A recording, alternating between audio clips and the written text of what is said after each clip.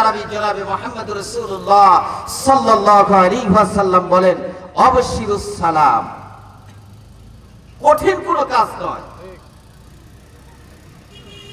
রাসূল আরবি জনাবে মুহাম্মদ রাসূলুল্লাহ সাল্লাল্লাহু আলাইহি ওয়াসাল্লাম বলেন, অবশিরুস সালাম, অর্থাৎ সালামটাকে প্রসিদ্ধ করতে হবে।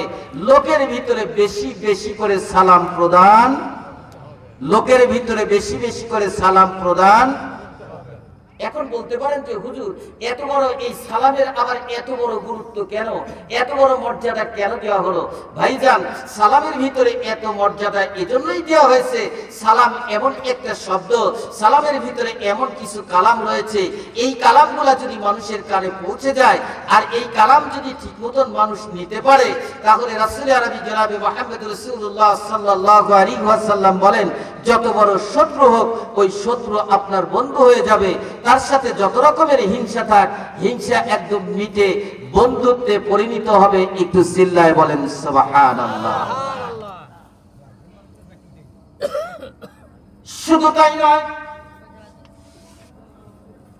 আল্লাহর রাসূল জনাবে মুহাম্মদ রাসূলুল্লাহ সাল্লাল্লাহু আলাইহি ওয়াসাল্লাম বললেন, জান্নাতের যে সমস্ত গেটগুলো রয়েছে, এই গেটগুলোর ভিতরে একটা গেটের নামই আছে দারুস সালাম। কি নামটা কি? দারুস সালাম। দেখবেন অনেক মাদ্রাসার নাম লেখা আছে দারুস সালাম, আছে না? আছে না? অথবা মসজিদের নামও লেখা আছে দারুস সালাম বাইতুল জামে মসজিদ, এরকম আছে না? আসলে দারুস সালাম শব্দের অর্থ কি?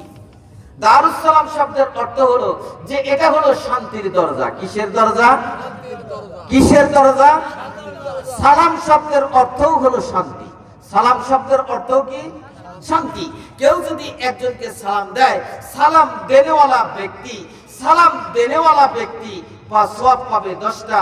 কেউ যদি বলে ওয়ালাইকুমুস সালাম ওয়া রাহমাতুল্লাহ, তাহলে ওই ব্যক্তি সওয়াব পাবে 90টা। কই হুজুর, আমাদের এলাকাতে সালামের কোনো অভাব নাই, আমরাও সালাম দেই, তবে আপনারা যেইভাবে না দেন ওইভাবে না দিলেও আমরা এইভাবে দিতে পারি, আসসালামু আলাইকুম বিয়ান শাহ। কথা বলেন, কেমন আছেন বিয়াই শাহ? কয় আমার মনে খুব জ্বালা। বিয়ান, আপনি কেমন আছেন? কয় আমার মনেও খুব জ্বালা। সুর দিতেও পারি কিন্তু দিলাম না। এটা হলো ওয়াজের মঞ্চ। আসলে ওয়াজের মঞ্চে এইসব ভংসং করা ঠিক নয়।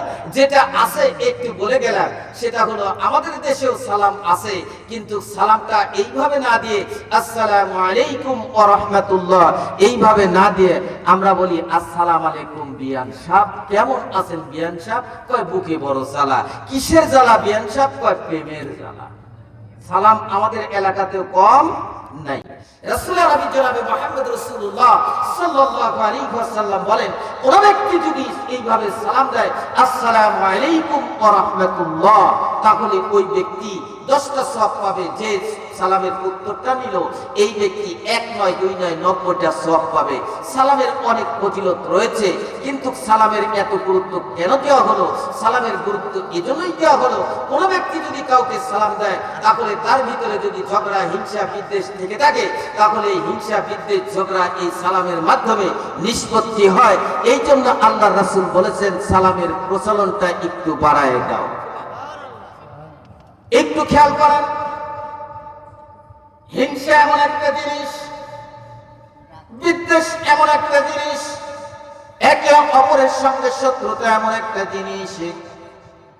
একটু খেয়াল করে দেখেন, কাজী সানাউল্লাহ পানিপত্তি রহমাতুল্লাহ আলাইহি বলেন, পৃথিবীর বুকে যতগুলি মাখলুকাত রয়েছে, এই মাখলুকাত সমূহের ভিতরে পৃথিবীর দ্বিতীয় নিকৃষ্ট প্রাণী হলো কুকুর। কুকুরকে আল্লাহ রাব্বুল আলামিন 1 নয় 2 নয় সৃষ্টিগত দিক দিয়ে 8টা ভালো গুণ দিয়ে সৃষ্টি করেছেন, কিন্তু এর ভিতরে 2টা বদ অভ্যাস রয়েছে, বদগুণ রয়েছে। একটা হলো লোভ আর একটা হলো হিংসা। এই হিংসার লোভ থাকার কারণে কুকুরকে আল্লাহ রাব্বুল আলামিন পৃথিবীর দ্বিতীয় নিকৃষ্ট প্রাণী বানাইছে। একটু চিল্লায়ে বলেন নাউজুবিল্লাহ। যেই মানুষটার ভিতরে হিংসা রয়েছে, যেই মানুষটার ভিতরে লোভ রয়েছে, আল্লাহ রাব্বুল আলামিন বলেন ওই মানুষটার ভিতরে হিংসার লোক থাকার কারণে কুকুরের স্বভাব তার ভিতরে চলে আসলো। কুকুর যেরকম পৃথিবীর দ্বিতীয় নিকৃষ্ট প্রাণী, এই মানুষটাও পৃথিবীর দ্বিতীয় নিকৃষ্ট প্রাণী। এই মানুষটার ভিতর থেকে হিংসার লোক একটা মেডিসিনের দ্বারা পরিবর্তন করা যেতে পারে, একটা মেডিসিনের দ্বারা এই রোগটা সারানো সম্ভব হতে পারে। সেটা অন্য কোনো মেডিসিন নয়, এই মেডিসিনটার নাম হলো সালাম। আসসালামু আলাইকুম ওয়া রাহমাতুল্লাহ। একটু চিল্লায়ে বলেন সুবহানাল্লাহ। সালাম যে ব্যক্তি আগে দিবে তার জন্য ফজিলত কি? রাসূল আরবি জনাবে মুহাম্মদ রাসূলুল্লাহ সাল্লাল্লাহু আলাইহি ওয়াসাল্লামের জলিল কদর একজন সাহাবী হযরত আলী রাদিয়াল্লাহু তাআলা আনহু, অত্যন্ত বয়স্ক সাহাবী এবং নরম মনের একজন সাহাবী, নাম হচ্ছে আবু বকর সিদ্দিক রাদিয়াল্লাহু তাআলা আনহু। আলী সাধারণত ছোট, আবু বকরকে সালাম দেওয়াটাই স্বাভাবিক। প্রতিদিন সালাম দিত, দেখা হলেই আসসালামু আলাইকুম, আসসালামু আলাইকুম ওয়া রাহমাতুল্লাহ। আবু বকর অপেক্ষায় থাকতো, আলী তো আসতেছে সালাম দিবে। কিন্তু একদিনকার ঘটনা হলো, আলী রাদিয়াল্লাহু তাআলা আনহু পাশ কেটে চলে যাচ্ছেন, আবু বকরকে সালাম আর দেওয়া হলো না। আবু বকর রাদিয়াল্লাহু তাআলা আনহু রাসূল আরবি জনাবে মুহাম্মদ রাসূলুল্লাহ সাল্লাল্লাহু আলাইহি ওয়াসাল্লামের দরবারে গিয়ে নালিশ দিলেন, ইয়া রাসূলুল্লাহ, ইয়া হাবিবাল্লাহ, হুজুর আপনার জামাতা শের খোদা আলী, আপনার জামার সঙ্গে আমার কোনো ঝগড়া হয় নাই, আমার কোনো বিদ্বেষ হয় নাই, হিংসা হয় নাই, তার সঙ্গে কোনো মন কষাকষি হয় নাই, কথা কাটাকাটি হয় নাই। কিন্তু আজকে আমি দেখলাম আলী আমার উপরে রাগ করেছে। কি জন্য রাগ করলো আমি এটা বুঝতে পারি নাই। রাগ করার কারণটা কি তুমি বলতে পারো? হ্যাঁ, আমি বলতে পারি। প্রত্যেকদিন আমার সঙ্গে সাক্ষাৎ হলে আমাকে সালাম দিত, কিন্তু আজকে আমার সঙ্গে সাক্ষাৎ হয়েছে কয়েকবার, সে আমাকে সালাম দেয় নাই। শুধু সালাম দেয়নি নাই নয়, তার মনটাও দেখলাম অত্যন্ত খারাপ। এই বিষয়টা আমি কি জানতে পারি? আমি তার কাছে কি এত বড় অপরাধ করলাম? আলীকে ডাক দেওয়া হলো। আলী যখন রাসূলের দরবারে চলে আসলেন, আলীকে কারণ দর্শানো হলো, আলী তুমি আবু বকরকে কেন সালাম দাও নাই? তোমার সঙ্গে কি কোনো ঝগড়া হয়েছে, কোনো বিবাদ হয়েছে? আলী রাদিয়াল্লাহু তাআলা আনহু বললেন যে হ্যাঁ, আমি সালাম দেই নাই। কেন দেই নাই? কয় আমি ইচ্ছা করে দেই নাই। কি জন্য তুমি দিলে না? আল্লাহর রাসূলকে তখন আলী রাদিয়াল্লাহু তাআলা আনহু একটা ওয়াকিয়া শুনাইলেন, একটা ঘটনা শুনাইলেন। ইয়া রাসূলুল্লাহ, ইয়া হাবিবাল্লাহ, হুজুর আমি যখন রাত্রিবেলা ঘুমাইতেছিলাম, ঘুমের ঘোরে আমি একটা স্বপ্ন দেখলাম। স্বপ্নটা হলো আমি জান্নাতের ভিতরে একটা পাহাড় দেখলাম, যেই পাহাড়টার গায়ের সঙ্গে লেখা আছে এটা রহমানের জাবাল, অর্থাৎ এটা আল্লাহর রহমতের একটা পাহাড়। এই পাহাড়ের উপরে একটা শহর রয়েছে, যেই শহরটার নাম হলো দারুর রহমান। এই শহরটার ভিতরে একটা ঘর রয়েছে, যেই ঘরটার নাম হলো বাইতুল জান্নাহ।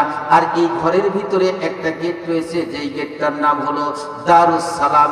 এই গেটের ভিতর দিয়ে আমি যখন প্রবেশ করার পরে দেখলাম এই ঘরের ভিতরে একটা নয়, দুইটা নয়, এই ঘরের 1000 জানলা রয়েছে, 1000 গেট রয়েছে। এর মিডিল পয়েন্টে একটা চেয়ার রয়েছে।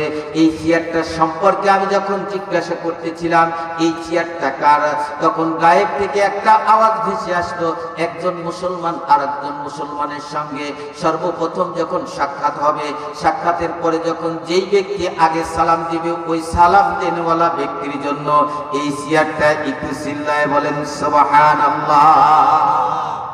ইয়া রাসূলুল্লাহ, ইয়া হাবিবাল্লাহ, হুজুর সবচেয়ে মজার কথা হলো, সবচেয়ে আশ্চর্য কথা হলো, ওই চেয়ারের ভিতরে এমন সুন্দর করে বসা যায়। ওই বসার পরে 1000 জানালা এবং 1000 গেট রয়েছে। যেই দিক দিয়ে আপনি তাকাইবেন ওই দিক দিয়েই মহান রবকে দেখা যাবে। যেই দিক দিয়ে আপনি উত্তরের গেট দিয়ে তাকাবেন আল্লাহকে দেখা যাবে, পিছনের গেট দিয়ে তাকাইবেন আল্লাহকে দেখা যাবে, দক্ষিণের গেট দিয়ে তাকাইবেন আল্লাহকে দেখা যাবে, সামনের গেট দিয়ে আপনি তাকাইবেন দেখা যাবে। মজার কথা হলো 1000 জানালা এবং 1000 গেটের যেই দিক দিয়ে তাকাইবেন ওই দিক দিয়েই মহান রবকে দেখা যায়। একটু চিল্লায় বলেন সুবহানাল্লাহ। তাহলে কি এক নম্বরে হলো জান্নাতে যাওয়ার প্রথম পন্থা হলো, আল্লাহর রাসূল বললেন এক নম্বর পন্থা হলো, এক নম্বর পথ হলো যে মানুষের ভিতরে সালামের প্রচলনটা বৃদ্ধি করা। এখন আমাদের দেশে সালাম তো একটা নির্দিষ্ট সময়, নির্দিষ্ট সিজন, এই সময় আর সিজনে চলে আসছে। কথা বলেন, কথা ঠিক না? দেখবেন কোন সময় আসছে আপনারাও জানেন। জায়নামাজ একটা ঘাড়ে থাকে, নামাজ পড়ুক আর না পড়ুক, টুপি এই পর্যন্ত থাকে, থাকে না? কোন সময়? কোন সময়? সিজনালি সালাম দেখা হলেই হলো। আরে আল্লাহ রে, ওয়াজ তো আমার চাইতে আপনারাই বেশি জানেন। ওয়াজ আমার চাইতে আপনারাই। এই যে সালামের বলি, সালামের বলি, কিন্তু আসল সালাম যারা দেয়, সদা সর্বদা দেয়, তাদেরকে যখন কি ক্ষমতায় দেয়, গলায় কি ধরে? গলা চিপে ধরে, গলা চিপে ধরে। সালাম এতকে, সালাম এতকে।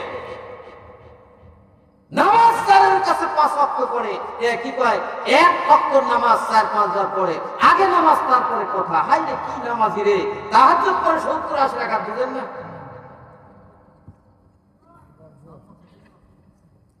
এই অবস্থা ভাইজান, এটা তো সিজনালি হয়ে গেছে। আমরা সালাম দিব ওই সময় যখন সালাম দেওয়ার সময় আসবে, সালাম। আর যখন সিজন চলে যাও, ওকে সালাম দিবেন, ও উত্তরই দেয় না, ওয়ালাইকুম আসসালাম।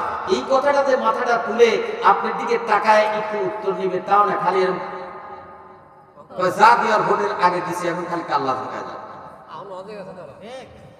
কথা বলেন, এখন খালি কাল্লা থাকাবো, সালাম দেওয়ারও সময় নাই, নেওয়ারও সময় নাই। কিন্তু আল্লাহ রাসূল বললেন, আফশিরুস সালাম, তুমি সালামের প্রচলনটা একটু বেশি করো। বেশি করলে তোমার ভিতরে হিংসা বিদ্বেষ যা যা আছে, আর ওই যে সালামটা নিবে আর দিবে, এ তো খালি হিংসার বিদ্বেষ দিয়েই ভর্তি। সালাম দেয় আর যদি নেয় ভোটের পরে, কারণ তার কোনো হিংসা বিদ্বেষ থাকেই না। কথা বলেন, আমি কি বুঝাইতে পারতেছি ভাই? তাহলে আমাদের জান্নাতে যাওয়ার প্রথম পন্থা হলো, প্রথম পথ হলো, আমাদের পরস্পর একে অপরকে সালাম বৃদ্ধি করতে হবে, সালাম বিনিময় করতে হবে।